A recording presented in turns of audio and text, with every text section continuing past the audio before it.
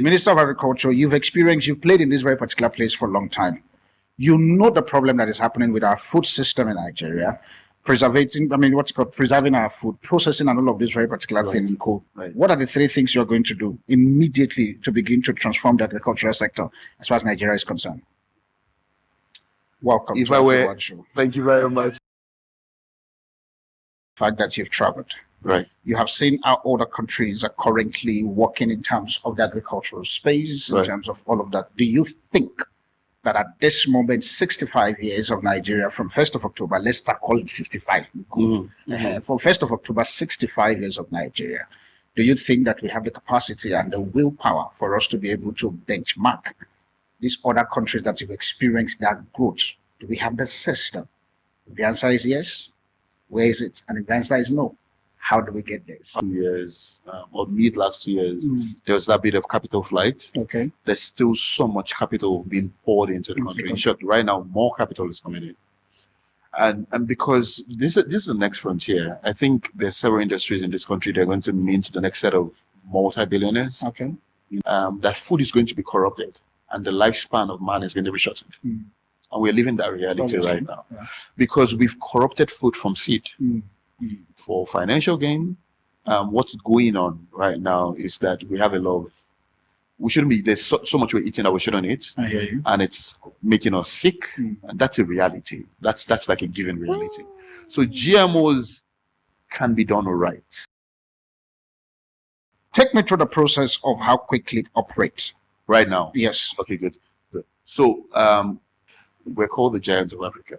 South Africans argue with this a lot. I know it's age-long argument.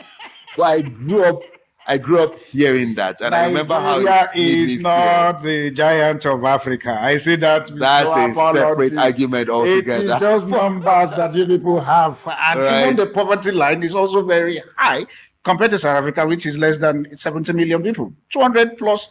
The last time I checked, it didn't count for the past 25 years and stuff. There are a couple of other banks that have index and. Apart from the banks, are there homegrown VCs in Nigeria here that are sponsoring such idea? So there are 65 years, and we're still creating an excuse.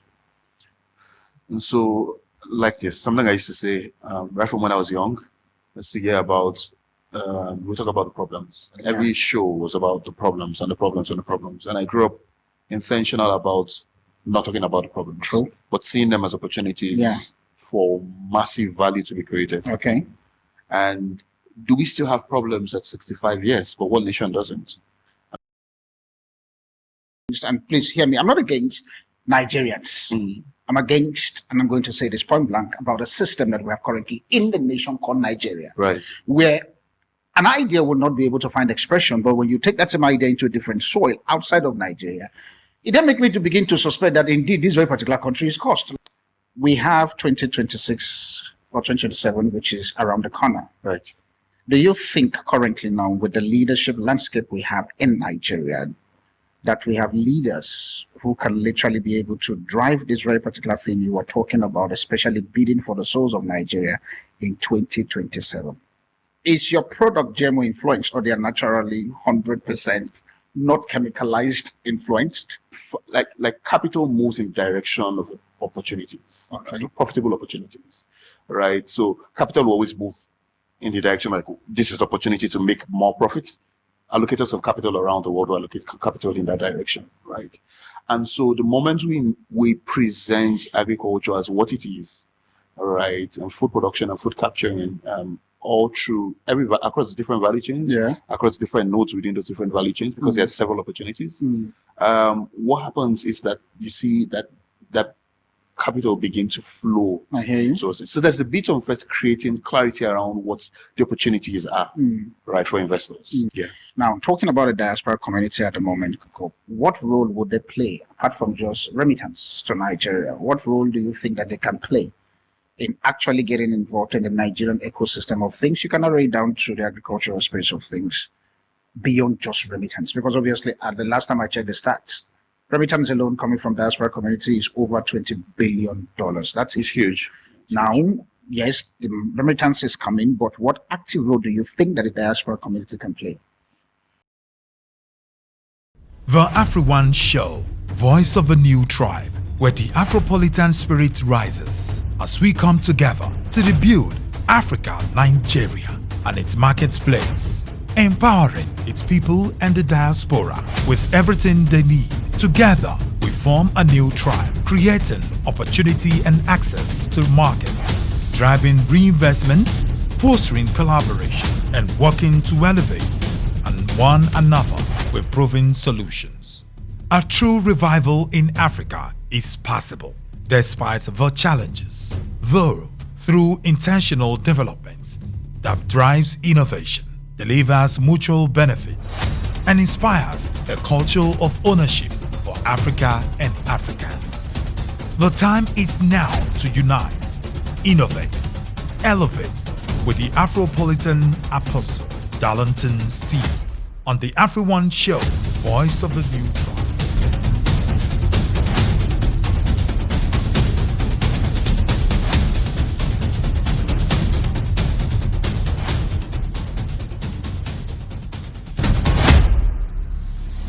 Hello, family. Welcome again to your amazing show known as the AfriOne Show, bridging the gap or bridging the divide in Nigeria. So I'm currently sitting here live in Garki. I know that you people will be wondering what is going on for me not to be able to store the name in my head. I think I remember I was speaking to one of my team today. I said I only be able to know 5 locations in Abuja, which is obviously Garki, where I am now. Sokoro, where the radio station is. TCN, which is Abuja Continental, yeah. And also Loco Goma. Right. Where is again? I remember, I think it was 5 places. I'm beginning to forget the 5th one, airport. Of course, the airport.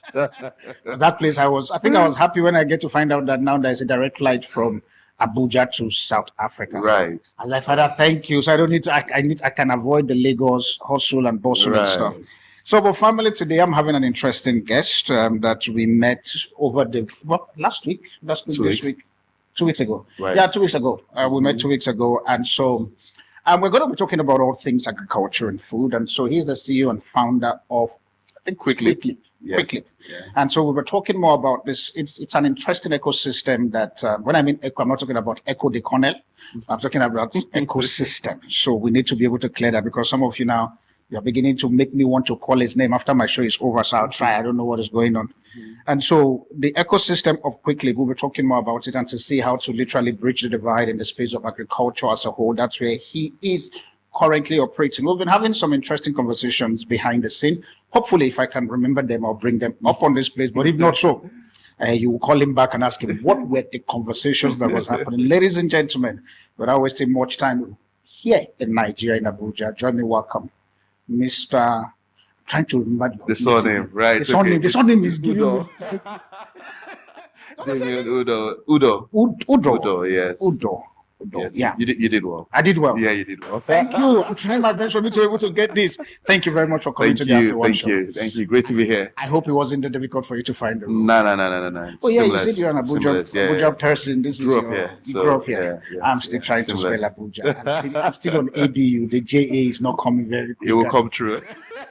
It will come true. The J is not coming, but I'm praying that the JA gets here. Right. Let me start because I'm hoping for me to be able to catch fun, but at the same time talk a lot of interesting questions. Right. I penned down over 20 questions I want to ask. I know you're like, wow, 20, that's a lot. We'll and get so, to that. Yeah. So the only way we can do it, maybe just to make it more fun and lively as we get to you, pick numbers. Right. From 1 to 20. And it's cut across from leadership visions, Africa ecosystem of things, AfriOne, which is all about bridging the divide, unite, innovate, elevate and stuff. So we'll just pick random number. But before we get to start into it in full, when you look at Nigeria as a country from the agricultural point of view, right. And I know that my question may be biased to you because your answer, I'm beginning to sense it. Do you think that you still have the grace for you to invest in this country called Nigeria? And I'm not talking about agriculture. Right. So first, thank you for having me, Darlington. I'm delighted to be on the show. So the question, do I think we still have the grace to invest here? Absolutely, yes. And like you said, you think you know my answer. And it's the bias is not just a bias. Okay. I mean, it's data backed and it's a practical approach. Yeah. So someone said something recently that every time he gets on a plane, traveling, say out of the country, it sees them full of Nigerians who are traveling. And when he's on the plane coming back, they're filled with people from other nationalities coming into Nigeria. Okay. And people from different nationalities that we know of get money from their governments in single digits to come invest in this economy. Yeah. And as much as there's the initial parts of the last 2 years, or mid last 2 years, there was that bit of capital flight. Okay. There's still so much capital being poured into the country. In short, right now, more capital is coming in. And because this is the next frontier, I think there's several industries in this country that are going to mint the next set of multi-billionaires in dollars. Power is one of them. Agriculture is one of them, of course. Many other industries. Because wherever you have a large, I'm going to say volume of problems, you have also a vast amount of opportunity. So you agree that it's a vast volume of problems? Oof, there are. I just need to be sure so that we have a honest conversation. Which gets to the answer, would I still invest here? Yeah. You have all the issues around policy, you have the issues around infrastructure. But then when you think about any nation that's become anything, I mean, we're talking about this just behind the scene, the men who built America. Yeah. They didn't meet anything. They built everything. I mean, that's why they're called the men who built America.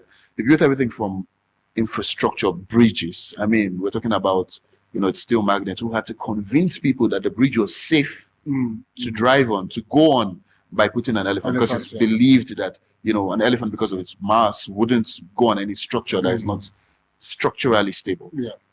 Or doesn't have that structural integrity. And so there needs to be that bit with building up. Everything we see, as far as we talked about, is also industries come out of people. Yeah. And so there's nothing that we have as an industry today that wasn't something that didn't exist in the past. It was built, it was developed. And so I feel like Nigeria is also at that place where we could provide, irrespective of all the challenges, because the challenges, there's always an abundance. As you're saying all of this in my head, I'm just trying to think, a few days from now, we'll be marking 65 years of Nigeria independence. And we keep saying all of these huge divides and all of these challenges that is on ground. My question that I want to throw at you, especially with the sector you occupy, that we're going to be, exploring more. 65 years, and we're still creating an excuse. And so, like this, something I used to say, right from when I was young, let's hear about, we talk about the problems. Every show was about the problems and the problems and the problems. And I grew up intentional about not talking about the problems, but seeing them as opportunities for massive value to be created. Okay. And do we still have problems at 65 years? But what nation doesn't? I mean, America is how many years old? What, 200? Over 400, Over 400, okay. Good.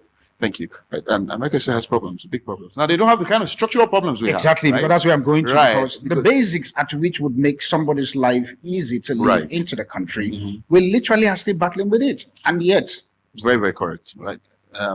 There's so many things that we shouldn't be struggling with as a nation that we still are struggling with. That's a given. There's so many things that we should not even, I mean, it should be like that's not a challenge, right? But they still are challenges. But back to the same point of, that's why there's still so many opportunities. So think about it. If you were going to solve telecoms in the US, now you're late. You're terribly late. If you're trying to do that in Nigeria, you're still late. I mean, there's still opportunities, but you're late. But if you're going to come with something innovative, you're right on time. And it's the same thing. The same things that make for us to be a concern are the same things that make for us to be a great opportunity. Okay. And the time span that we've had those concerns for now makes us very ripe for those solutions. Because the same way everybody is tired of, this has been going on for 65 years. So, I mean, in business, when we think about like pain thresholds. Okay. And so, for example, if you had a scratch in your hand and if you had a weak low, my friend loves this analogy and it really spoke to me when she spoke to us just about structuring quickly. We're working at structuring it now. She said, which one would you quickly pay for? Would you pay to solve the scratch, or will you pay for the weak low? The weak low. The weak low. Very, very easy choice. Because it has the higher pain threshold. And I believe in the same way, that's where we are as a nation. We have so many pain. Think that an average Nigerian, and I'm going to use as a standpoint. Right. Pardon me, I'm still new in the country. No problem. Now, do you think average Nigeria actually understand the real pain point that we're actually experiencing? Because if they do, Why the increase of Japa? To your question, I mean, the answer to your question is in your question. The exact reason why, the reason why they are Japan is because they understand the pain points. Now, the thing about pain is that you don't need any great revelation. You don't need any super intelligent like explanation. Okay. Pain is pain. You know pain. Yeah. Like a child touches fire. Oof. Like, yeah, I didn't know not to do that, but now I'm not going to do that. And it's the same reason why people are living, because they're experiencing the pain, right? And the same point in the pain is why we have the opportunity. Because now, the moment I come and I say, why I love fake things selling? Because they're solving for pain points that are real pain points, and people see them as possible or probable solutions, and then they go and pay for them. Okay. Right? Same thing with drugs. Like, I need Panadol. Original or fake, I don't know that. Now we have, regulatory bodies and the pharmacists to do their jobs to make sure that we only have the original stuff selling, right? Yeah. The pain point is there. We don't need any explanation or definition for the pain. We know the pain. We leave the pain in some cases, as is, the case with pain. And again, the same reason, the same pain point at the same opportunity. Each one is a massive opportunity. Right. I think the Nigerian ecosystem of things sometimes can be very annoying, and I'm looking at the camera saying that. Just to be able to cover a lot of stuff, what were the pain points you discovered in your industry and that narrow you down to start doing quickly? Yes, great question. Thank you so much. So this was 2016, 2017, 2016. And it was in my mind, like, wait, there needs to be something that helps people just get food directly, right, from farmers, right? So fresh food, fresh produce. There needs to be some form of platform where you could just access these things and access them directly. And so we started out in 2017. I reconnected with my friend Ayo, co-founder of Tribal Group, and then we just started having conversations around food. And he said, bro, there's this thing we've been doing, right? We just aggregate from farmers and we connect them to food processors. And, now they just gotten funding from Ventures Platform at the time, the initial seed funding for Tribe Agric at the time. Tribe Agric is going to be a massive business right now. They've done over $100 million in revenue. Okay. They're scaled, right? And they're growing. Okay. And at the time, they just gotten that seed capital, and like, there's this thing we're doing, and you're talking food, like, I'm like, oh yeah, this is really, really cool. Let's take a look at it. So it was the idea I had, meeting a ready opportunity, and like farmers, and of course on this other end, food processors and special set of clients to use. But back to the real problem, right? Our food systems are very, very divided. Okay. And food systems by design are supposed to be integrated. Okay. Because you have several nodes of production, processing, food capturing, which is not something we talk a lot about. And quickly is trying to bring out that narrative more and more. Okay. It happens, we don't just talk a lot about it, and we need to shine light on it so that we could kind of like just invest more in those value chains and capture more value. And so to answer more directly, that's how we thought about quickly. It was that initial idea, meeting opportunity, right? But then when we now got to implementing quickly, there was so much. We started finding out the farmers wanted to work with a very, very sparsely populated, right? So you have this farming community here. You have to drive another distance to go get to the next farming community. But in and of themselves, were very structured. Okay. So yes, sparsely populated, but internally structured. Okay. And very, very intentional about what they do. That's interesting. Right. So, well, that's your space, so you'll be educating me more. Right. And they, this is their livelihood. Yeah. So they have to be very intentional. Yeah. So they wake up, it's a whole family business. They go to the farms with their wives, with their kids. From time to time, sometimes the wives stay back home to keep the home and the stuff like that. And so whenever it was we go into the space, kind of like start implementing, we had to start building out systems. Okay. Now we didn't have any tech at the time. It was spreadsheets and on the field. Yeah. Stuff like that. We see our pictures of us. A truck got stuck in quicksand, and we're trying to get sand. That's where your basic physics will come in, right? Oh boy! And yeah, we're able to get it out. Yeah. A bag of soybeans falls on the ground. You go back to it. You pack it back into the bag. Have bruises on your hand from cold. But that's kind of like the stuff. So we got in and we started building our structures around aggregation. It wasn't new. It existed. Okay. People aggregate. Yeah. But we found we need to aggregate, right? Of course, I already we had those conversations from his own experience. And so we aggregated. Then we found there was need for financial services as far as like, how do you move? I mean, still remember experiences where we go to the bank, Okay. we withdraw money, we have it in our knapsacks, and then we're walking to farming communities or take a bike, right, or to the farmers market. It's called farm gate, or we go to the market, right, and then you pray to God, you spend that money, and you spend all of it before the market closes. If not, you have to return that money early to the bank because you're not going to be holding volumes of money in cash. And so we created systems where, there's a filling station, they sell, and then they have cash. Okay. Right, and then they have the banks come to help them with this whole cash system. So we're like, okay, could we create receipt systems where we tell farmers, this is the value we bought from you, you get the money from the filling station. And so it's almost like we help them with the problem of taking cash out of their hands, by just kind of like redirecting that cash to the value we bought from farmers. And then so they have the security and they don't have to think about taking their cash to the bank. Farmers just collect it off them and things like that. We had to build systems, right? I think as you're saying all of these, just assume that I am a 5-year-old child. Right. You're trying to explain this ecosystem of things for me. Right. Take me through the process of how quickly it operates. Right now? Yes. Okay, good. So it's everything I was just explaining and some more. Yeah. So there's different components, right? There's aggregation. Okay. And aggregation is already taking it from harvest. So I skipped a couple of processes. First, there's food capturing and there's food production. Okay. Food capturing is more, think about a simple example, right? Just so our audience can get food. Just think about your fishermen. What they typically do is they go on the sea. They don't exactly produce fish, like fish organically that is already existing in the waters. They go, they fish, and then they bring it out. Now, under fisheries, you still have fish production, where you get seedlings. One of my friends, Orisha Farms, one of the businesses we collaborate with, they have open sea farming, all right? So essentially the way it works is on the open sea, they have cages, and then they produce fish right there. But food capturing, you're not exactly producing, you're capturing. Same thing is like in going to forests where they're organically trees have grown, whether those are oranges or whether it's share, whatever those, you're kind of like just harvesting, right?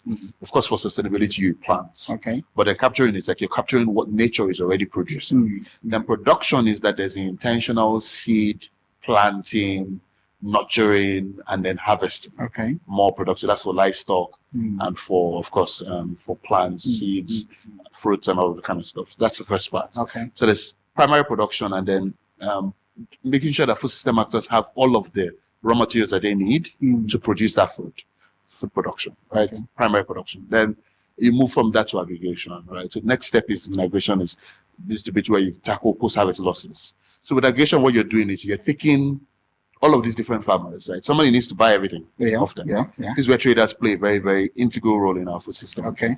Because they put down their money to buy from the farmer and then take it to the markets. Okay. Now they play an integral role, but that also creates another layer of complication, which is pricing.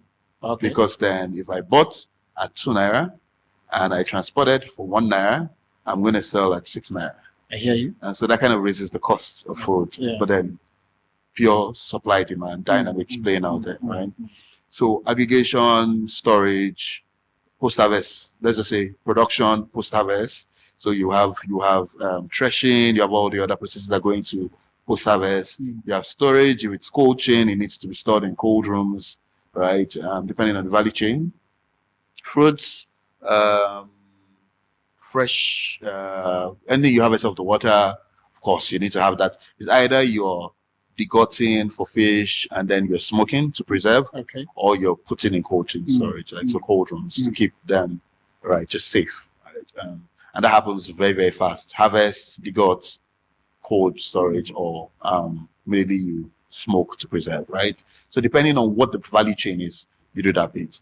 Then after that, the storage, then there are market linkages, and then of course there's logistics in between all of that, right? Okay. So typically what does Quickly do right now? Quickly has curated and created systems that help provide. We have a platform called Collaborator. Essentially what it is a platform for food system actors, and it would be good to tell also food system actors that so you have farmers, traders, food processors, logistics providers, extension workers, so everybody in the value chain is currently now on your system. It's part of your ecosystem. Right, our ecosystem, right. Of course it's developing, right? Okay. All right. It's currently developing. So we have right now on Collaborator, you have a place where you could source and buy everything.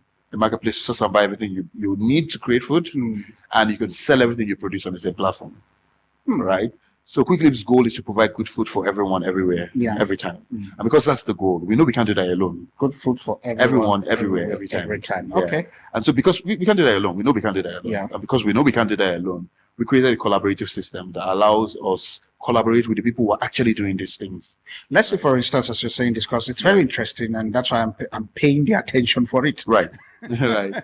Now, let's say, for instance, I go on your system. Let's assume, and what is the process of me? I'm a consumer. I'm not a farmer. Right. What is the process for me to get onboarded into your system, and how do I get your food system, like you're saying? Into the food system, right? Because me and you are the last part of the food system. Yeah. A very integral part of the food system. So for that bit, for users, individuals, families, we have a platform called Grow for Life. Okay. And what Grow for Life simply is a subscription-based service that allows you have weekly, bi-weekly, and monthly subscription for food, fresh foods, grains, all of that kind of stuff to come to you. So wait, subscription based. Yeah. So it's simple. It's like the way it is like, this is the first time I'm hearing a business in Nigeria that is, apart from Netflix and as I'm talking, I'm looking at my team and stuff because they know that I've been saying about what is wrong with Nigeria? Are you guys afraid of subscription? I don't understand. No. So the way we thought about it was from something more interesting, which is the other end of our food system, which is the marketing we talked about. So for Grow for Life, we're developing a community demand-driven system. So it's almost like what we want the community to do is, or the way we think about it working is, we want the community to be able to say, Darlington says, I need oranges every week. Yeah. I tie that direct demand from Darlington to a farmer who farms oranges, right? Okay. And so he has a weekly supply, a weekly demand for oranges. Of course, everything is managed by that collaboration system. But on this other end here, because I know Darlington's definite demand for orange, this farmer can farm sustainably on this other end. And he ensures that I keep the prices where the prices should be because demand is constant, right? And I also create certainty on this other end for produce. Wherever there's certainty, you can have prices stabilize, right? And of course, I reduce the number of people playing in between. And so the price for Darlington makes sense and more value gets to the farmer. I hear you. So now cut that across every other product, every other grain. That's what Grow for Life is supposed to be, a community demand-driven system that allows us have weekly, bi-weekly, monthly subscription for food. It serves you because there's certainty around what you need coming to you. You don't have I'm going to the market to go buy this. This is in season, this is not in season. You know what you're saying? I'm smiling is because I have this huge phobia of crowd. Right. I think my team knows. I think there was a particular market that took me. It was somewhere around there. I can't even remember. I promise you, by the time we finished at that very particular place, I was having headache because the people coming, they look like bees. And I'm like, what the hell is going on here? Like, why are there too many people in this very particular place? And so I think that system will work for people like my kind who is still struggling in terms of getting to understand that very part. And let's be honest, we also need to evolve to get to this place where the online of things begin to be our normal day-to-day activities and stuff. Thus far, when you look at Quick Leaps, what is the biggest challenge that you are currently facing? And what system do you think can be in place to help this very particular challenge that you are experiencing? Very interesting question, because the problems we're facing are the problems our food system actors are facing. Okay. And I'll explain. As we're trying to solve them for ourselves, we are actually finding that in solving them for our food system actors, we solve them for ourselves. Okay. Because we are an orchestrator of outcomes, right? That outcome of good food for everyone. And we're playing the orchestration role. We find that our key role is in providing these food system actors the financing, the seeds, the know-how that they require to create great food. And of course, the food system standards that they should create them by. So that if we are saying the next markets we're finding is in the US, everything you've done from seed is already following international best practices, right? And so we're having to solve those challenges around financing. We're having to solve those challenges around visibility, getting the word to those people. Because like I said, stats say we have 38 million smallholder farmers. That's only farmers. Then you have food processors. We have thousands of those. Then you have chefs, you have food service businesses, restaurants, right? And all those people need raw materials on this other end. Now, currently, again, like I said, traders play such a pivotal role in our food systems right now. And without them bringing in their own capital and bearing the risk, because the way it works is I go buy something from, so for example, my friend used to do this, buy yams massively from Benue, take them to markets in Port Harcourt, in Lagos, and here in Abuja. Now, without somebody like her who used to be in that space playing that role, those yams most likely, if other people don't come and buy at that scale, like trailer loads, those yams go to waste. True. They get spoiled over a period of time because you have scale in production. In some cases, the place where we need to ramp up production, but then you don't have markets to swallow up everything that's being created. So for us, it's that bit with also expanding our own capacity financially, so that we could provide those finances for our system actors. We're coming up with one or two things. We pretty much have to talk about it now, but then in time. And then we've known we've had that financial part because Quickly is growing into becoming an agricultural finance company. But then solving for that, and it's not just the way we like to talk about it, is access to affordable, accessible capital for system actors. So I can't go bring you 30% money as farmer, like, right? As a food processor, right? Because of our time on the first segment, so that we go on a break. The question I want to throw at you before we go on a break: your Quickly system, is it available for investing? The reason why I'm asking that is because one of the things for us as AfriOne is for us to be able to create an innovative way on how to be able to centralize and also to make an average African to begin to bank on one another in terms of growing what you call your financial base. I'm a businessman, and so most of the time I tell people, if it's not going to equate to me going to the bank, then I'm not interested. So the question there, as we prepare to go to break, is there a financial system of investments that is available? I don't have a farm. I'm not interested in farming. Let's just kill that part. But I can buy the food. But food business is a very profitable business where you can't go wrong with that. That's part of the three. You know what you're doing, right? Mostly essential thing that's but it's a good opportunity. Is there a financing or probably an investment system that is available that an average listeners like my kind or the viewers will be able to take advantage of? That's a question that my guest is going to answer on the second segment, and then we'll then go deeper into the ecosystem of the food processing in Nigeria and to see if Nigeria literally can regain its identity in terms of food as the giant of Africa. Because at this moment, I can tell you point blank, between snail and tortoise, I don't know which one is more fast to classify Nigeria. This is still the Afropolitan Apostle. If you have a question you want to ask, please, you can definitely use the email or the number on the screen, and we'll definitely answer your question. I'll see you just now. The AfriOne Show, voice of a new tribe. Welcome back, family. We are still here with my brother, who is CEO and founder of Quickly Africa. Why am I putting Africa? But Quickly global. Africa is fine, let's do global. Let's just start Africa. That's why I'm AfriOne. So it's global, but I'm going to put Africa for now. I like renaming stuff. That's just part of my life. The question that we're asking in terms of investment opportunity for Quickly, is there any that is available, and how can people take advantage of it? So thank you. So we're developing one right now. Okay. We've thought about traditional financing means and channels, and like I said, because of the kind of finance that we want to raise for agriculture, it has to be in such a way that the demand in terms of like the interest rates are not so high. Okay. Because there's an end goal. It's making sure that our definition of good food at Quickly is food that is nutritious, food that is accessible, and food that is affordable.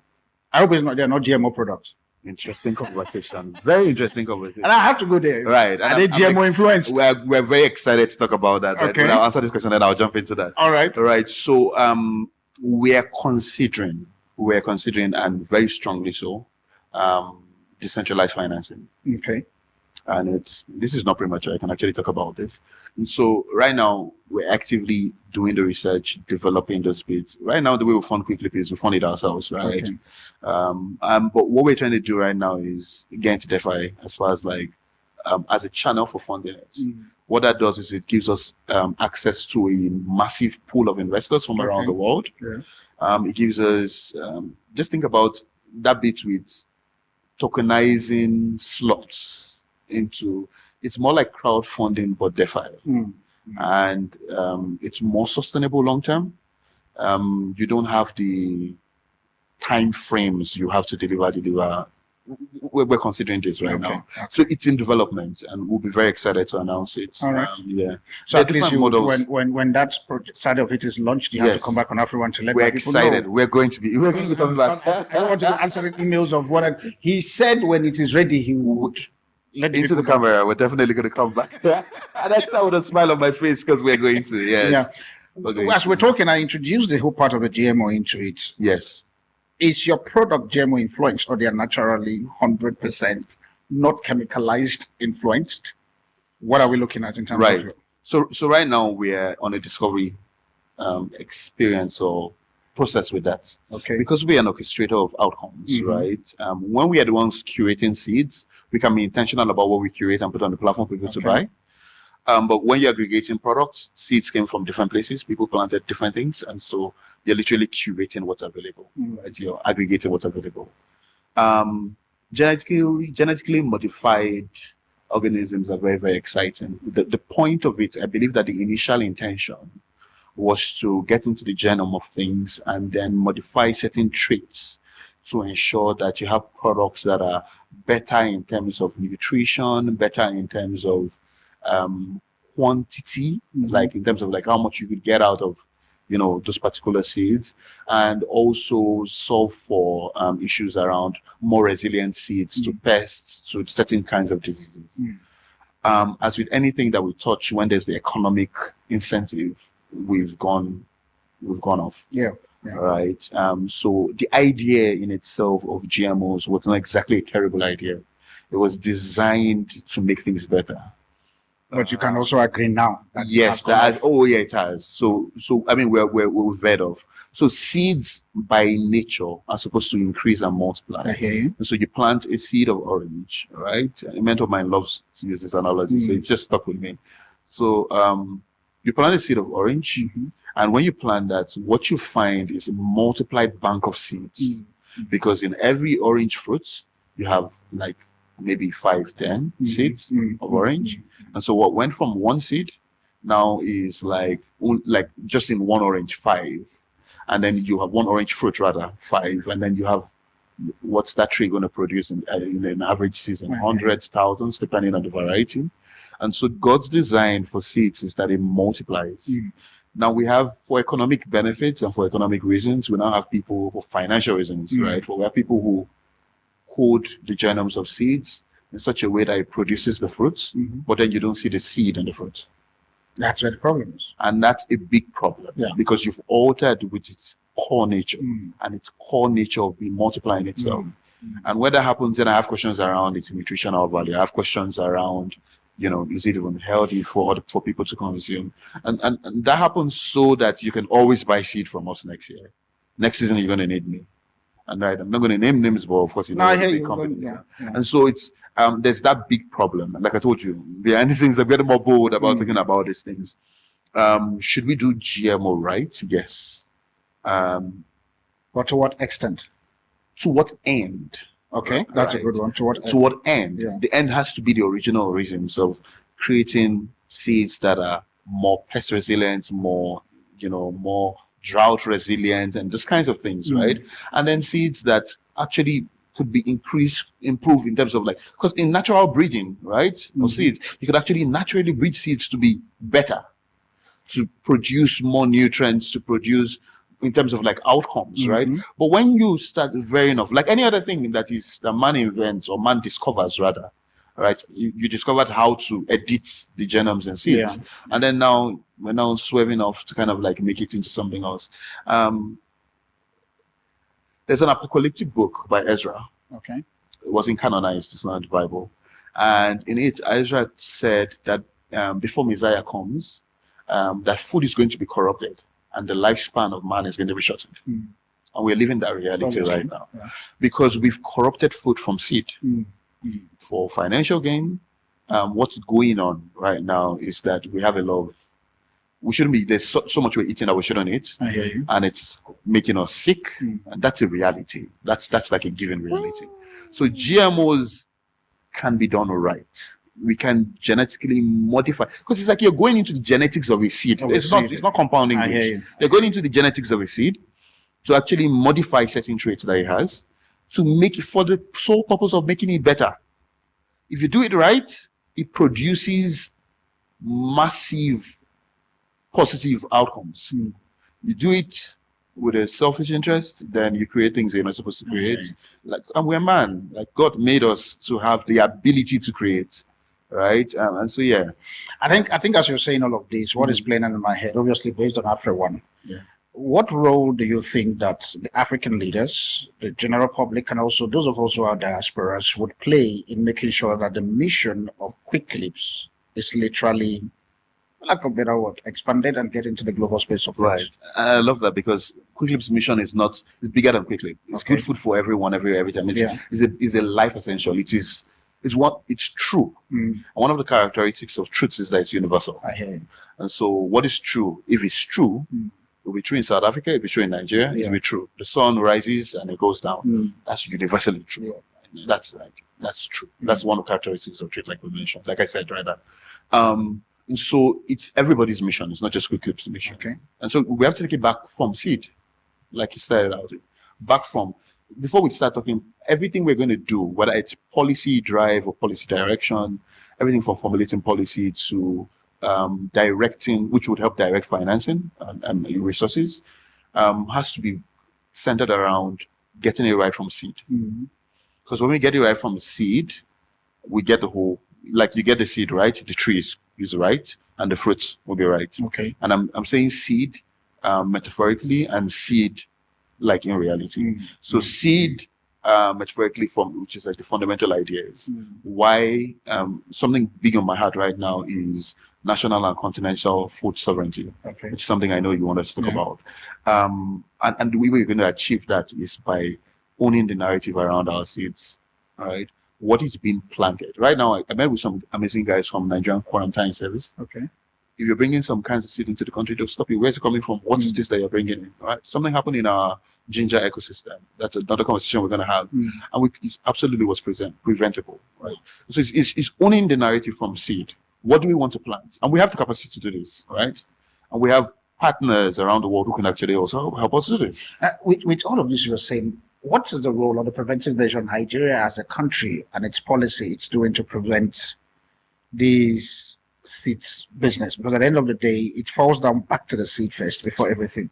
What role are they playing? Right, thank you. So there's a national agency that manages this bit around seeds. And how effective are they? Right. I met somebody there. I'm yet to reach out. Okay. So one of the government agencies I told you we're going to be visiting. Government agency, please reach out. Right.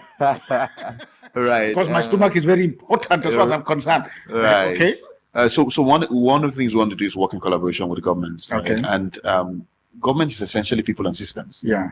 Right. And it's curated and created to serve people. You know, it's just saying that. You're provoking something in me. I'm like, okay, Darlington, come down. Right. Let's just talk food and let's not go there. Okay? Right. Right. I agree with you. Right. So let me keep my cool. One thing we're trying to do, right, essentially is own the narrative. The different seed varieties. I was at a summit recently, a food summit, and somebody was saying they bought what was supposed to be an improved variety of seeds. They invested money, and then the seeds didn't yield the way they're supposed to yield. Of course, there are a number of things that could have gone into that, but seeds are very, very important. They determine outcomes. But, you know, as you're saying this, I'm trying to understand, before technology and technology come into the picture, that's how we say it in South Africa. Before I think here we say technology. Before technology came into the picture, how did our fathers preserve seed? Then it gets to our generation now. We are literally trying to find quality seeds for us to put in the market or to put back in the ground. That's such a great question. That's such a great, because seeds in itself, a seed is an eternal concept. Okay. Seeds are an ancient concept. An ancient thing. For as long as man has been around, there's been seeds. Yeah. Right, I mean that's a life principle: seed time, harvest, and of course it begs the argument that there is seed for the planting. So seeds have been preserved several ways, primarily by multiplying seeds. Okay, you plant seeds multiply. Like I said, in God's creation, the nature of seeds is that they increase and multiply. And so seeds, I mean, naturally we're preserving seeds. And I mean, right now I know that in the world somewhere there's a preservation. If there's a storage for original seeds, right, not the modified stuff. Like original seeds from the origin, and it's more of those plants. Why are we preserving seeds? Because if we don't preserve seeds, we don't preserve civilization. So have they been preserving seeds? Yes, and it was very, very easy for them. All the normal different ways they preserve them by planting them. primarily. And then also because you also would preserve seeds. There are different ways to preserve seeds. They used to bury large volumes of them in such a way that they don't have interactions with the earth. Yeah. So it stays cool, it stays there, and then it stays for a period of time because you have the next planting season and you have to need seeds. I think as you're saying all of this now, and this is me, I'm going to call you the Minister of Agriculture. There is a minister. Because I need to get, It's an honorable minister, I need but to peel this thing. It's not peeling the Right. to peel. Right. You are the Minister of Agriculture at the moment, and literally, allegedly, because I've been told that allegedly statement. So allegedly, Minister of Right. Agriculture, if you want to come and defend whatever he will say, call the number on the screen and let's talk. I have no problem. We need to solve this Nigerian divide that is happening. Minister of Agriculture, you've played in this very particular place for a long time. You know the problem that is happening with our food system in Nigeria, preserving our food, processing and all of this very particular thing. You are the minister. Like I'm saying, you are not about to be voted. You are.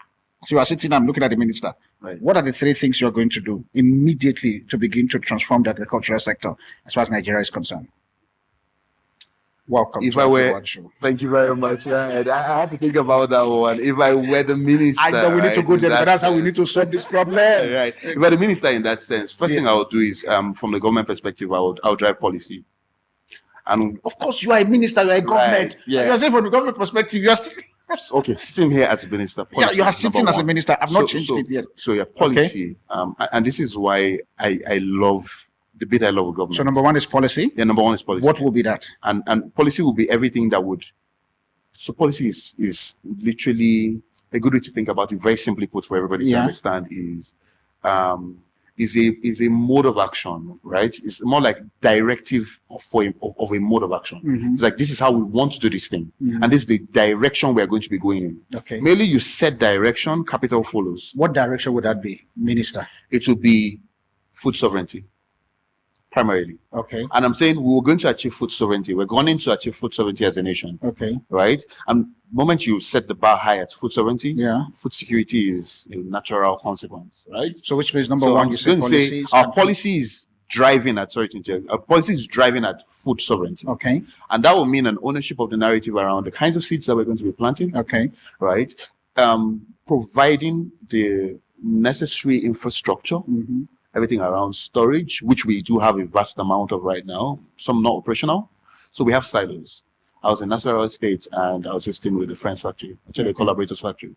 And as we were talking about, just beside his factory is a massive silo, right? It's not operational right now. Wow. So And yet food are perishing and it is yeah. operational. Now, do we have Why are do you we as a have minister not, reservation? okay? Do we have reservation? Do we have food reservoirs right now? Drain reservoirs? Yes, we do. Okay. Right? Do we have some that are not operational? Yes, we do. So the policy will be driven at bringing in private sector to make sure that those things are operational. Okay. Right? Mainly we're thinking reserves. We're thinking ramping up production because there's a market, there's an active market of people to feed. Yeah. And so before we talk about storing, which we must store, Okay. we're going to make sure that everything, we have large volumes in terms of like outputs.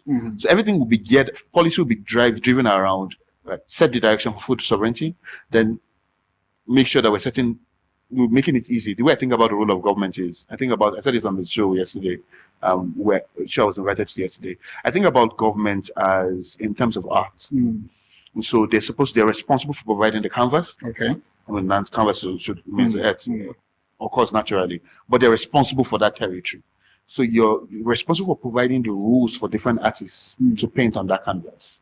And when they come, so this is directive. This is the direction we're going. Clarity in directive that would supersede different governments in terms of like all the voting circles. So today it's this party, tomorrow is that party. Clarity of direction. So that investors can actually have that certainty. I'm bringing money into an industry. In 4 years or in 8 years, policy direction is not going to change because we are gunning for food sovereignty as a nation. All right. So you could actually invest your money and be sure that in 20 years, policy direction is the same. Right. So it's everything from getting the right policy around seed. This is, when you say policy, just think direction. Policy around seed. Around seed. Right. So food sovereignty under that seed. Okay. Financial, like financing, right? To make sure that, so once we clear direction, I would say this is what we want to achieve. We want to make sure that we are locally producing our seeds, locally processing our harvest, and of course we have a clear focus on exporting the the excesses, right? Whether it's even before we need to export. The moment I set direction around policy as minister, things begin to fall in place. Now I don't just set policy and go and sit down. Now that's where I'm going. As a minister, actively working as a minister, I'm actively working with the different with the necessary players, right? So the big boys in finance, I'm calling them to the table and saying, I'll call CBN governor and say, I want you to direct everybody in the banking sector to invest X amount of their profits in food production. We have a goal for food sovereignty. That has to be the direction. Now you're CBN governor, you're good to these people. Invest your money here. Now they're banks, they don't want to lose their money, right? Yeah. So they're going to invest responsibly. That will also mean that food system actors will have to become responsible in their planning and their projecting, right? But do you think as a minister that there's a lot of people, or probably there is adequate amount of people who are interested in farming this very particular season as a minister? There are. They're actively. See, I like the way you pause before you are giving me the diara. Oh yeah, because I have to It's that pause that I'm interested, not the diara. Yeah. I actively pause. A lot of the time, not just to think about my answer, because the answer are hard facts as far as like stats. Yeah. But to think about how I'm thinking about my answer. Okay. All right. So I have to think like, so this is the answer I'm about to give. All right. And I am on his show. And this is going global. And I'm sitting with the minister. So I'm sorry I'm going to pay you. Right. And because you are occupying a particular, what you call, sector that personally I'm interested in that very particular sector, because whether I like it or not, it plays a major role in our life. And I'm not going to sit here and just now trying to skate around the bush, knowing too well that we need to clear this grass and make sure that we know what we're doing and we move forward. Yes. So that's why my question is coming this way, so that by the time Quick Clips, it's going to be up and people wants to come and invest. We know what, because we've already allegedly talked to the minister and we know what he's saying. Right. So there are currently 38 million smallholder farmers, statistics. 38 million small farmers in Nigeria. Wow. 38 million. Are there people who farm? Yes. What do these 38 million people need? They are the backbone of our food system. 38 million. That's what the statistics say. That's Nigeria. That's interesting. Yeah. What do those people need? A lot of them, it's allocation of resources. Okay. So remember, as Minister, I said, the first thing is what? Policy. Policy, yeah. Second thing is allocation of resources. So we have so much arable land across all the different states, right? But everybody's going for crude oil. Look at what Netherlands has done with food production. It's supposed to be an island. Look at what they've done with food production. Now we have so much arable land. And so it's going to be that bit with allocating the resources we have. We have water bodies, we have land. So we've gotten seed, right? With policy, right? And then now we're now going to come down and start beginning to, and remember we're on the show, right? So we can take each and every one of these things I'm saying and then open them up. So we're just giving surface answers, right? But then this will be the general direction. So allocation of resources. Once you allocate land to a good number of those people have lands, small quantities of land in some cases. Some of them need lands, right? So we'll allocate resources. And then we would attract young people and different people. So there's something I'm a part of. It's called the Nigerian Youths in Food System Summit. It's something we're working on. We're going to be bringing to bear very, very soon. We're currently talking to all the different partners, enterprise. As long as I'm doing that, please keep us. Absolutely, definitely, absolutely, yeah. I'm already sitting with one of our media partners, right? So Nigeria food something. I'm looking at the camera. You guys are not. Guys are perhaps it. Right. So that's something we're working on, and the overall goal is to highlight what like youths are doing in the food system, and also drive capital. Okay. Capital, not just money. Capital in terms of like every form of support that is needed. Okay. Right. So first thing, policy. Second thing, you ask for three things. First, policy. Second, resource allocation, because resources are available as far as like land and what's it called now? And of course, water. Fundamental things that you need. Yeah. So what are the fundamental things you need to grow food? You need land, you need soil, you need water. In short, there's now soilless farming. So you need hydroponics and the rest. You need land, you need water, and you need light. Like sunlight, we're blessed. So you know how hot it gets here, right? No, it's very hot. And that's the effect. That's you feeling the sun. I'm feeling right. So we have the light that comes from the sun, which is necessary for growing food, right? So we have the fundamental thing. So it's allocating those resources, and you're not allocating some. I mean, that's naturally existing, but you're allocating land and water. And it's kind of like building out the systems to channel the water to where it's needed, and also to build out, kind of like assign land, right? So you work directly with state governors and the guys on that level, because that's where those things are allocated. Of course, the federal the federal, as a nation, the federal has a lot of land in different states. So you allocate those things to the people who need them, drive people into it. And then the last thing is talk to the third thing is financing. Financing. And this is it. I think because of my time, we will pick up the third financing on the final segment. Yeah. Now, as we're going on break, so remember the financing part. The third. Yeah. Now, the question I want to throw, which will be full up so that you can think on it. Right. So that when I come back, the ability for you to process it will not be there. Right. By God's grace, from the conversation we're having behind the scene is the fact that you've traveled.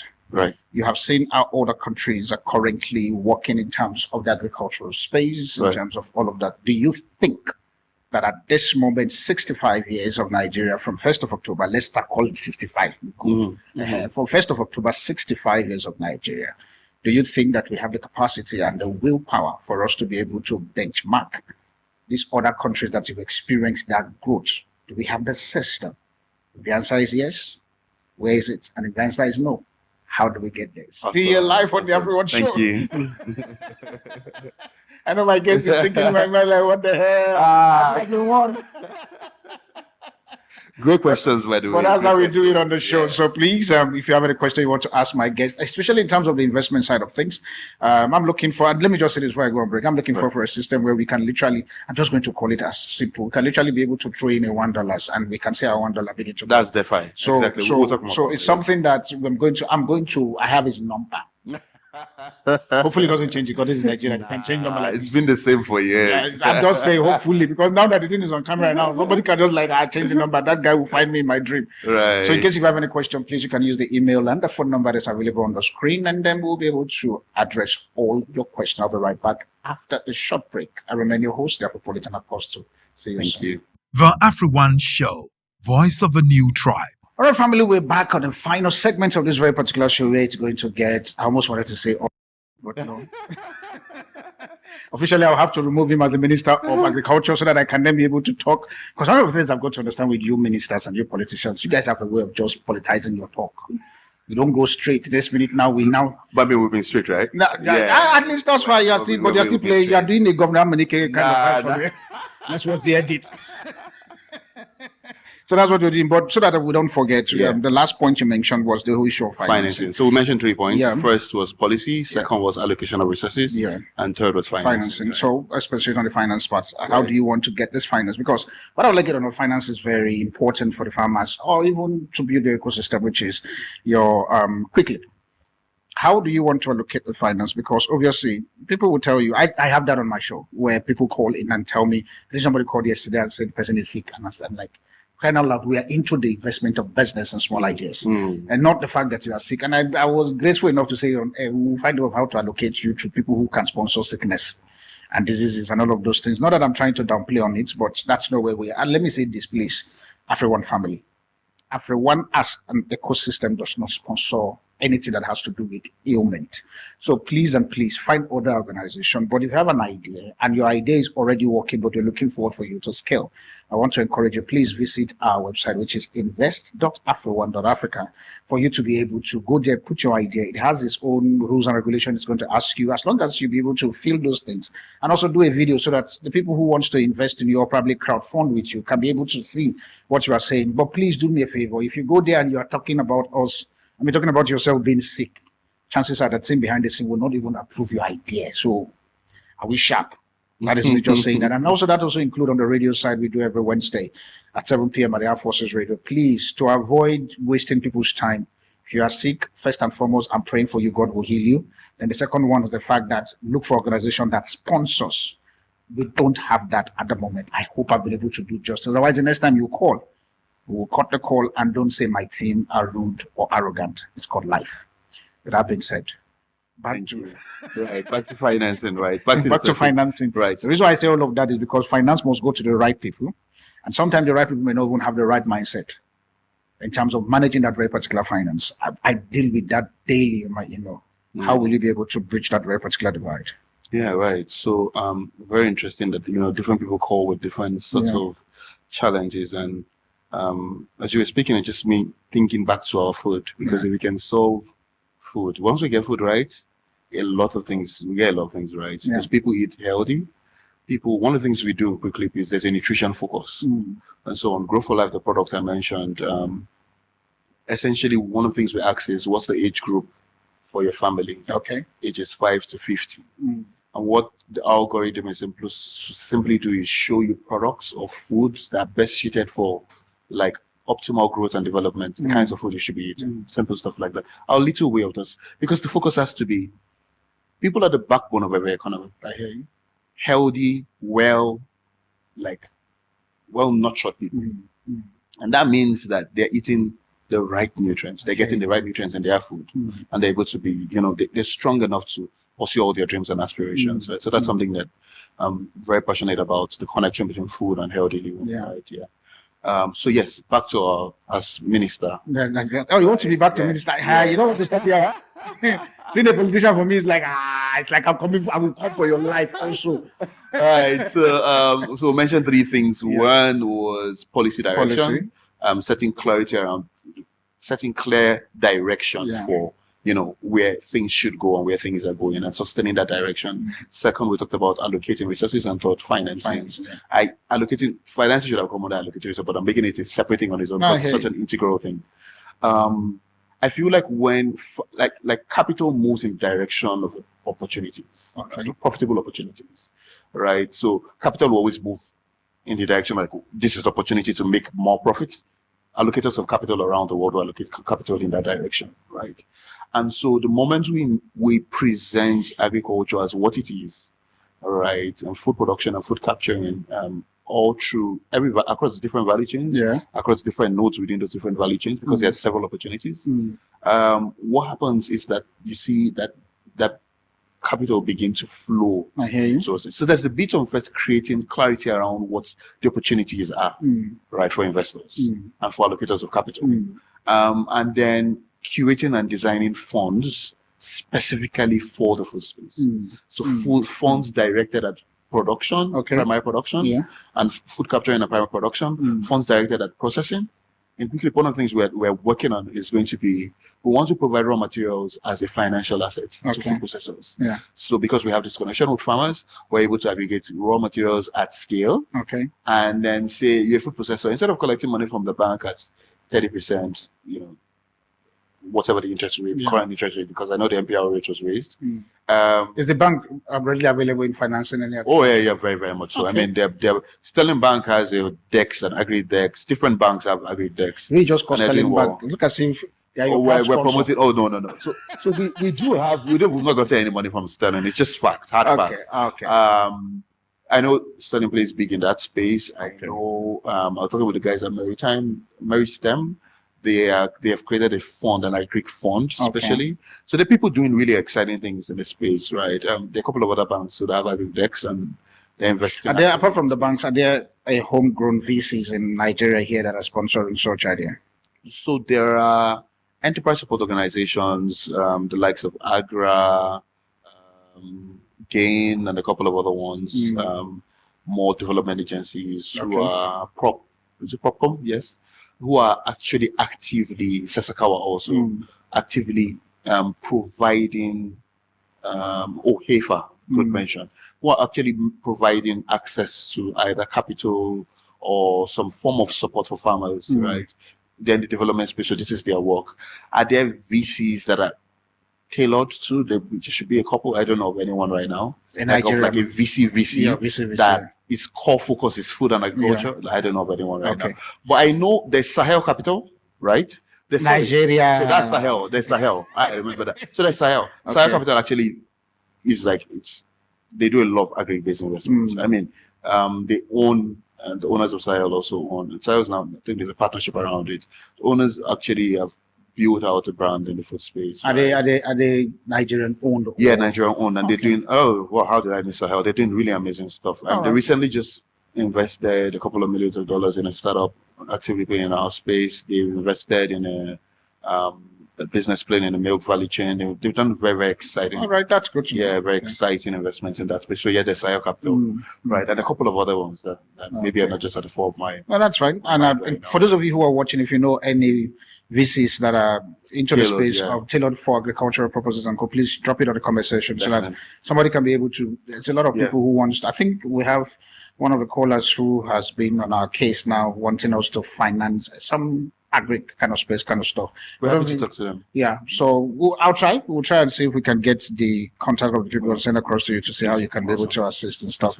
Because I know that my time is short on this very particular finance segment. The question I asked you before we were talking about finance now, you've traveled, you've experienced, you've seen different ideas on the Right. round table where you see. Do you think at the moment that Nigeria can be able to match up with what this African nation, if you notice I put the word Africa, because obviously the West, it's okay. This African nation, what they are currently offering, do you think Nigeria is currently playing in that space? Yes or no? If not, why? Yes. We can leapfrog. Okay. I like to always say it's hard work, but we have everything needed to be super great. Like, we're called the giants of Africa. South Africans argue with this a lot. I know it's age-long argument. But I grew up hearing that, and I remember how Nigeria it made is me not the giant of Africa. I see that. with That's no a separate apology. argument It altogether. is just numbers that you people have. And even Right. the poverty line is also very high compared to South Africa, which is less than 70 million people. 200 plus. The last time I checked, it didn't even count for the past 25 years and stuff. I don't know the real number, but they said it's 220 million. No. So they've been updating the data. The Nigerian Bureau of Statistics does an amazing job. So how right many are in we terms now? of, like, I think it's somewhere over 206. 206. 220. I've seen different I stats. think the one I saw was 220. Yes. Then there was another 220, platform yes. again who says I we saw- are I heard 245. 206 yesterday. And so I've I seen get 220. in the I've 206. seen 245. You see? I think I will have to check MBS for the real stats on that. Right? Please, when you get it, I need to Right, I need to I be will. sure. I will But shout even out. at that, if I don't, nobody has counted me Thank God touchdowns, so I don't know where they show. I find would it. have Googled. I would have Googled it right now, but I want to stay on No, top. but the question is, I don't know when they counted because nobody come and say, okay, 49. So Yeah. how do they play those numbers? I don't know that they give people numbers. Anyway. But yeah. Right. But the reason why I'm saying that, especially when you went on the South African side of things, we have to get to the point where, for example, South Africa, where I'm from and stuff, it's literally less than 35 years old. The ecosystem of things is very phenomenal. I tell people, I said, you can wake up in the morning with 1,000 rand, and you can guarantee that in the next 1 week, you come back home with 10,000 rand. Because the system is flawless. Whether it is a grid that you're doing, whether it is property and all of this very particular thing, the system is there. And that's why I asked you the question about you being traveled, and obviously you expose yourself to different ideas on the table. Back to the question, do you think, from what you have gathered, and let's be honest here, that we are playing equally with these guys in Africa, or we are just still joking? We're actually doing better than some African countries, practically. Hard facts. this man is a Hard politician. facts. Hard facts. No, hard facts. Finally, Back a to- politician. No, back to hard facts, right? What we are honestly, the scale at which we produce certain things, data doesn't fully capture, right? We're producing. I know my friends at Thrive used to be the largest producers of maize Okay. in country, largest for one organization. That's big. We produce a What lot of is that things again? at What's Thrive Agri. Can you call, let's come and do some something. Yeah. I mean, happy to get. The We guys need to that- just find a way of start telling stories because I'm tired of Right, yeah. the so-called media issues in Right, Nigeria. It's right. causing me pain. So there is a lot of there's a lot happening in the production space, Yeah. but there's still so many. I mean, we discussed the problems. There's so many gap. There's so much gap, right? Okay. In terms of like what needs to be done. Yeah. Can we scale? Yes, we can. Does it take time? Yes, it does. Okay. But it takes time. Everybody has time is a natural constant, right? Time is going to be. We started the show a couple of moments ago. Yeah. We're going to continue, and then there's going to be time even after that. Yeah. So it's not so much time as to what you do with time. And once we have clarity around direction of what it is we want to do, and then we begin doing it, everything we've talked about, right? Being intentional around what we are planting, being intentional around how we are planting to produce the right yields, right? And being intentional about solving for everything from like storage to everything post-harvest, storage, aggregation, logistics, which is something else we've now built out. Quickly, we've had to build out the whole ecosystem. Okay. Everything from seed to to planting to harvesting to storage, and then all the way, of course, in collaboration with people who actively play in that space. And then now we've built out a platform that's going to help aggregate different logistics partners and tie them to the demand within the food space, right? Because that's kind of like the last bit that you need to tie out. Okay. Of course, added with the financing. I feel like there's a need for efficiency across all those different nodes, which is why I say we have the ability to leapfrog. And once you're able to do those three things we mentioned, create clarity around policy, allocate resources right, and then drive finances towards the space, you'll find that this person is funding somebody who wants to build a startup in logistics, which a couple of guys, I know my one at school, this guy, Esian, he has something called Messenger, the logistic platform. They sell the food. Once you're logistic, you sell different industries, but you also sell the food space. Couple of other honorable mentions, different people, you're able to finance these things. And you're not financing it from certain VCs don't have their financing. It's almost like their fund objectives does not work well in the food space. Yeah. Because it's almost like you're waiting for certain X returns in certain time. And it's like, it's not going to work in the food space. Because at the end of the day, it's not their money. They are also just... of course. They're allocators of capital, of course. Yeah. So the way we think about it is that we need to kind of like, which is that financial bit is important. We need to raise the kind of capital that can serve the space. More patient capital, because you're going to be doing a lot of infrastructural things, right? So you're going to invest in warehouses, you're going to invest in roads as the government and of course as private sector. Like I was on Nigerian Info, and we're talking about just like different kinds of assets available for moving things. Yeah, the roads are overburdened. Okay. Right? Rail is something that we're developing currently, which is why I like to. So if you hear the way I've talked about it, it's not being political. It's actually starting from, if you're going to innovate or create anything, you have to be able to see what is working. I hear you. You have to see what is available and tie those different things together to curate and create solutions, right? So we have to be able to look at what kinds of assets are available. What do we have? And then what do we need to build? Right? So we have this we have roads, we have rail, but we need more rail. So how are we talking to people in infrastructure to say, how back to policy, number one, you can build roads. And the government that's currently government's business. Why is it only government's business? Can we do a PPP where we're bringing on, that's already been done, where we're bringing in the capital and we're allocating it to developing the road? It will benefit not just our food systems, but other industries. Are we building rail? Right? And you're going to connect Lagos to the north, to Kano. You're going to connect that to the south, to Akwa Ibom. You're going to connect that to Abia. And all of it's PPP. Private sector will go and bring the capital. Remember, capital flows in the direction of opportunity. Yeah.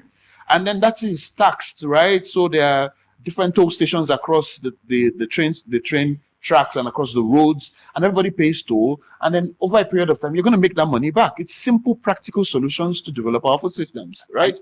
It's not complex. I'm happy at what you're saying, which will now begin to take me on my closing with the few community I have. Yeah. All of the systems, the infrastructure facility that needs to be built, driving a more, policies that is going to be accommodating to everybody. Right. We have 2026 or 2027, which is around the corner. Right. Do you think currently now, with the leadership landscape we have in Nigeria, that we have leaders who can literally be able to drive this very particular thing you were talking about, especially bidding for the souls of Nigeria in 2027? I wasn't very close to the current administration. I still am not, right? But I have friends, very honest truth, but I have friends who are... You people are not close to this thing. Yeah, so when I say close, I mean direct relationship. No, I'm not saying, I understand. Right? But of course, I'm actively playing in terms of like in this space. Yeah. Right? So, and you can't do food without doing relationship with government. Yeah. So I don't know the minister personally. I haven't met him. But from what I've seen in the space and the people that I know, he was recently at the Friends factory in Lafayette. Yeah. That's a youth-led business. That's clearly somebody who has interest in the youth. I mean, he left Abuja and he went. Of course, we had some things we were doing as well, and then he visited this guy's factory. But I should show, the guys are a collaborator. We work with them. Like, we show you the factory. It's a small space. It's not anything big, right? It's just small. And one of the things that told me, because he told me when the visitor was going to come and call me, hey, Damion, you're a collaborator. You provided us some access to markets. You should be here. The first day we tried to be there, but then we couldn't make it the first day, and we had to be back in Abuja to do some other things. Yeah. So we came back. He made it the next day. I feel like the current administration has clarity around what the objectives are. They have clarity around what the objectives, because they've stated it clearly, right? Around what the objectives are for the food space, and that they're actively working towards it. I feel like more capital needs to be allocated, right? So recently, the Bank of Agriculture had a new MD, they have a new board, a new chairman of the board, and then they're allocating capital, because we've not seen money come out. And so when money comes out, we know that capital has been allocated, right? But we've heard about capital being allocated to the BOA. Not seen any of that.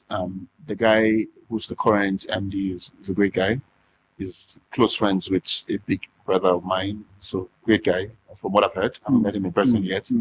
And he has done things in raising finance for different things. He raised over $200 million for a project, a local project.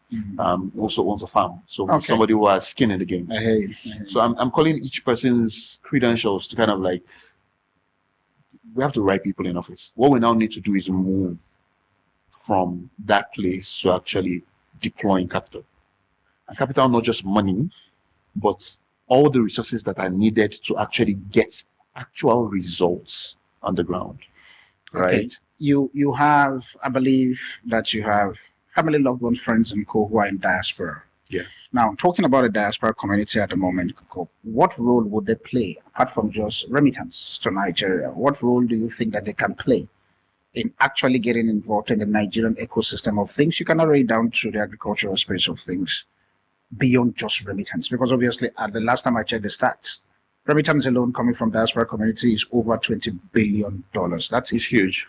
Now, yes, the remittance is coming, but what active role do you think that the diaspora community can play? The first thing we need remittance of is light. And when I say light, I mean knowledge. With the right information, we will leapfrog massively. And so think about... which means we are having information deficiency. We can have better quality information in terms of like... so look at what Israel has been able to do with agriculture. Look at what Netherlands has been able to do with agriculture. You don't find that knowledge just on YouTube. It's curated knowledge, right? I was listening to somebody talk about certain things, and they said something about this person, and they said, where did that person go to school? There are only two places on earth you can go to get that knowledge. And it was a school in France and a school in the US. And so there's very specialized knowledge, which is the first thing we need, right? If you're going to be big on learning and big on knowledge and big on R&D. Because if we get, there's information that we get that will save us 3 months of headache. I hear you. In terms of like spending money, making mistakes, and then learning the right thing finally. So first is that remittance of knowledge. It's like that creating the platform where we could have the free traffic of knowledge. And the different forums, AfriOne is one of them, right? So the more we're able to get the kinds of people that have the knowledge to these kinds of shows where we could freely disseminate knowledge, we have the better opportunity at leapfrogging. Then at the same time, that remittance of money is very important. Very important. It takes care of a lot of families back home, it's solving for people's welfare. It's extremely important. But first, more important is light. The more know-how we get as a community and as a people. So like I talked about Africa Food System Forum. I was at AFS last year, and one of the big things I came back from AFS with was knowledge. And so I met industry experts, I met mentors, people becoming mentors. And in one sitting, I sat down with the country manager for Sasakawa for Uganda, great guy. And he taught me in 1 hour, and gave me real practical tools and materials that would have taken me. This guy's been building systems in the food space for 20 years, over 25 years. So imagine our wealth of experience and knowledge. So we just need to bring, he's Nigerian, by the way, right? Uganda, that's what I'm saying. Because whatever he's building there and stuff, chances are in Nigeria. That's why for me, I'm not against, and please hear me, I'm not against Nigerians. I'm against, and I'm going to say this point blank, about a system that we have currently in the nation called Nigeria. Right. Where an idea will not be able to find expression, but when you take that same idea into a different soil outside of Nigeria, it then makes me to begin to suspect that indeed this very particular country is cursed, like some people are saying. Nah. I wish you could see eyes of people looking at you now when you said no. Oh no, no, no. And I could defend that anywhere. I feel like I think that Nigeria has, and this may sound cliche, but Nigeria has the kind of problem we have because of how blessed we are. The kind of problem with? Kind of problems we have because of how blessed we are. Right? Let me. So our problem is it's almost commensurate with blessing. It's like, but we're more blessed. So the more our light is, the more the darkness is there. Think about it, Darlington. Yeah. Right. Before there was oil, you know what our biggest earner was? Agriculture. And now we are my dad had the opportunity to work with my dad at the time, early days in CBN. He worked in CBN, retired from CBN. Early days in CBN, worked with Tainted, right? And that guy was big and like it was food, it was a culture. And so that tells the story of how CBN worked directly, they worked directly with him, and so at the time he used to buy a lot of produce. So you hear of the pyramid, the granite pyramids, right? Tainted has played big in that. And at this time they used to sell was it plantains or something like that. So CBN will come, take record of everything that is, because things were being exported. And so there was apparently this case where farmers would bring bags full of stuff and then they'll put stones in them because of course you buy by weight.